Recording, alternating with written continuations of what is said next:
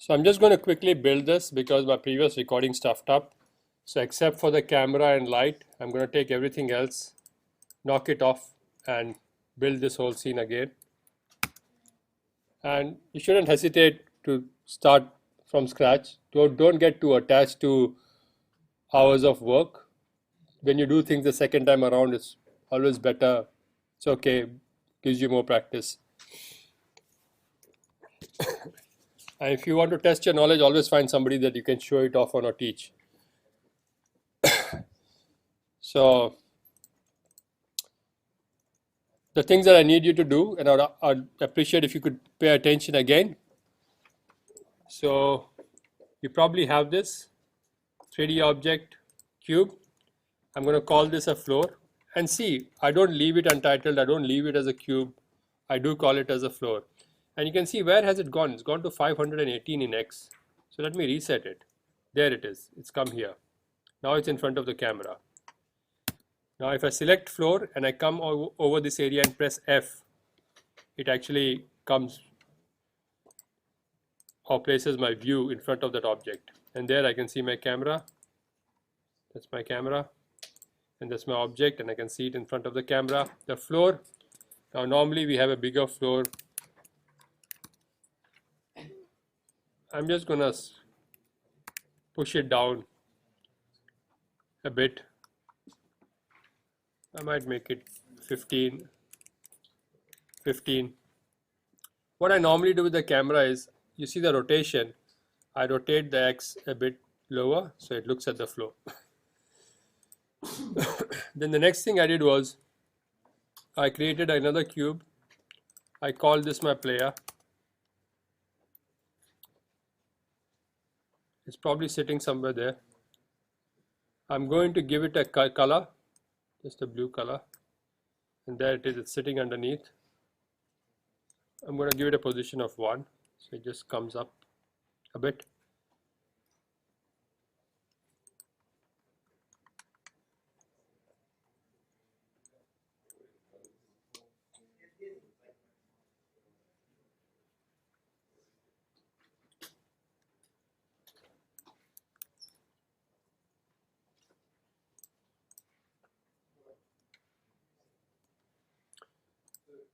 I'm going to duplicate this player. Actually, you know what, because today we are going to do the rotate, I'm going to do something else. I'm going to make another game object called cylinder, so that I have something like a head. This cylinder, I'm going to parent it to the player. I'm going to call it head, just so that I have a point to look at. I'm going to reset it. I will rotate it by 90. I'm going to move this cylinder just in front of this, scale it down a bit in Y.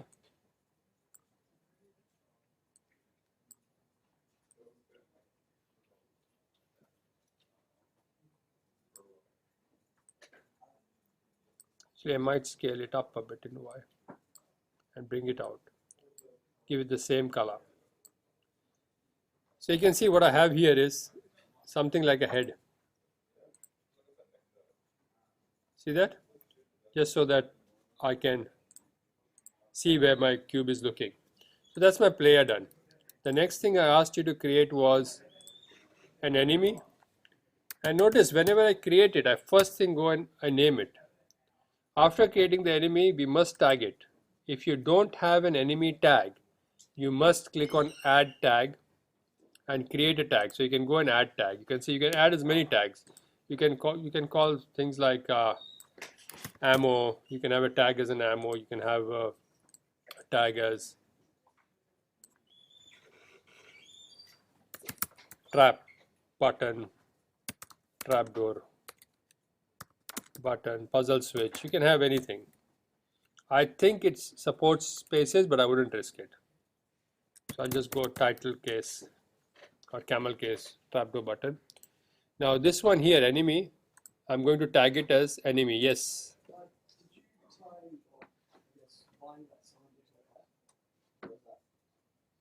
The cylinder, I actually dragged this cylinder, I dragged it onto the player So what happens is when I drag it onto the player and when I move the player, the cylinder moves. But if I move the cylinder, nothing, the cube doesn't move. It's parenting. I don't know if you have done it in 3D already. Very similar to 3D. So it's like grouping, but not exactly grouping. In grouping, if you move any member of the group, the whole group moves. In parenting, if you move the parent, the child moves. If you move the child, the parent doesn't move. For example, a car. You parent the wheels to the body. When the body moves, the wheels move. But when the wheels rotate, your car doesn't start tumbling over. Make sense? Also, when you go to the next stage of animation, you will come across a term called inverse kinematics. This is forward kinematics. What is forward kinematics? Player moves, parent moves, child moves. Yeah? Inverse kinematics is child moves, parent moves based on constraints. For example, if you take your friend Mr. Kinlock's fingers and you wave it, you are just moving his fingers, but his arms will start waving. Not his neck, but the arms. Because this casts an influence up to a certain area. And when you learn inverse kinematics, maybe second semester, you will see how to rig, how to put bones inside a body and how to make it walk. So a lot of that will be applied. This is simple parenting. So if I had a sword, for example, and the player had to carry it, I could just parent it. Or if I had a gun, for example, I could just parent it to the player, and wherever the player went, the gun would go. Okay, cool. So this is just drag and drop, simple parenting. So I have one enemy here. I'm going to give this a color just so that I can see it.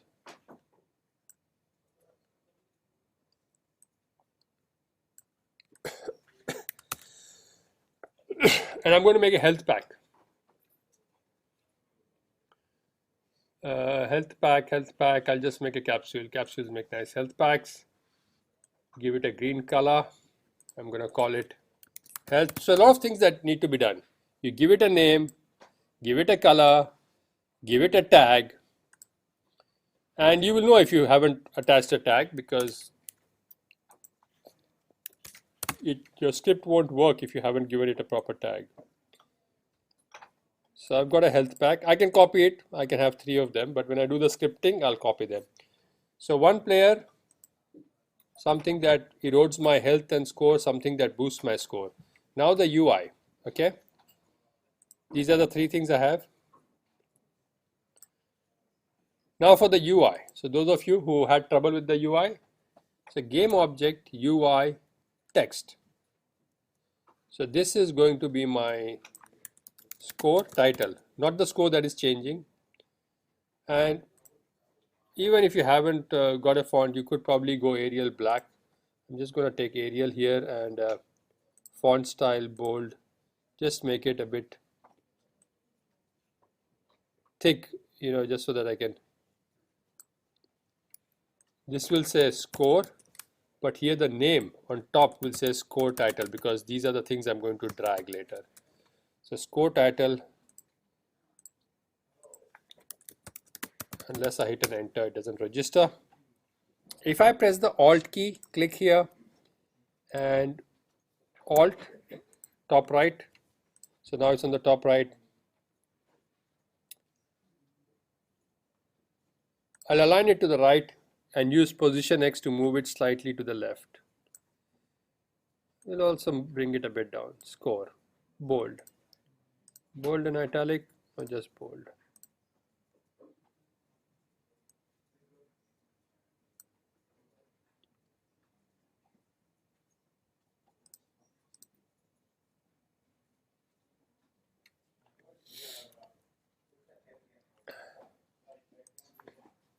The font is a bit squishy, so I might do this, yeah, just to make it a bit more readable. So that's my score title. If I select this and I press Ctrl D, I'm going to call this name title I'm using title just so that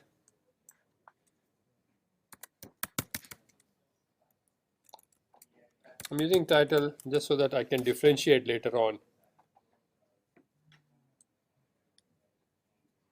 So score, player. Once again, I'm just gonna clean this up just because my font is squishy. But if you want, you can get a font like I have,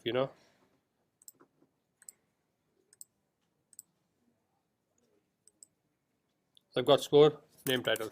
I need 2 more of these, so I'm just gonna press Control D, move both of them to the left, align them to the left. This guy here, player, is going to be health.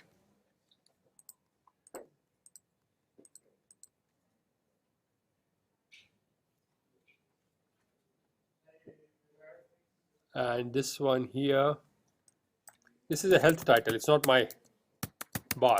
So I'm still on UI.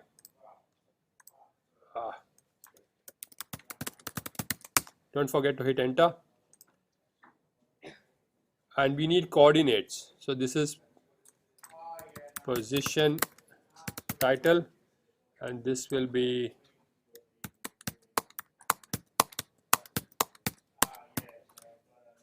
position health. These are all titles, not the variables yet. Now I'm going to get the variables. So health, I'm going to make another one, and I'm going to call this variable health.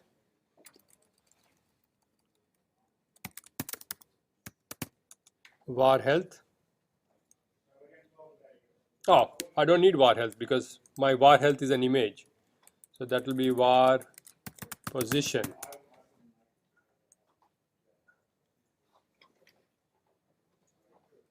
Just going to align it visually. I can do this as well. Just find out where position title is. It's at -21.4. So I'll just come here and go -21.4. So it just aligns next to each other.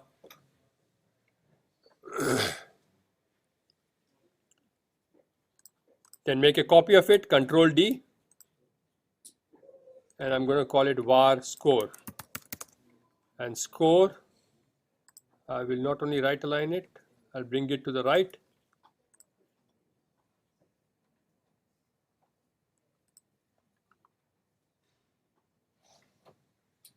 I'm going to call this 999.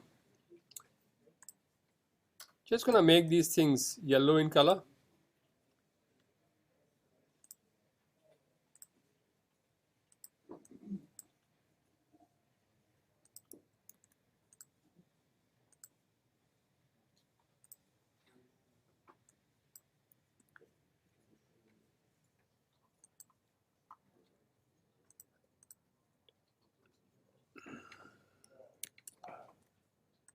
And I need one more thing, var player name, player, var player, I'm just going to call it John Doe.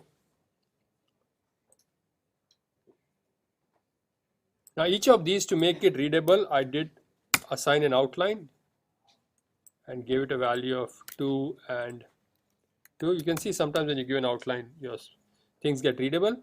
I can copy this component, go to score, and I can right click and say paste component as new. So I can go to position, and I can go and say paste component as new, and this health should be x comma z colon. Now the health, finally, game object UI image. I add an image. Because I have already split my sprites, if not, bring the sprites and split them. If you need a hand, call me over. I'm going to click on source image here, click on red, choose preserve aspect, image type should be filled. This image I'm just going to call it red bar, and I make a copy of First let me position red bar. Position it to the, press the Alt key, top left. That's my health there. Make a copy of it, D, Control D, I'm going to call it green bar. And come back to source image, select the green one. Oh, that's radial, so I need to go horizontal. So there, I've got my health bar. So I'm going to stop this recording here and give you an hour to finish this up, after which we will have a break, and then during the break I'll help you, those of you who still haven't finished, and then when we come back we'll apply a script to have this game working. So those of you who were not here before, let me show you where we are headed. We are headed towards this thing. So we are headed towards trying to get this. See, our health bar reduces.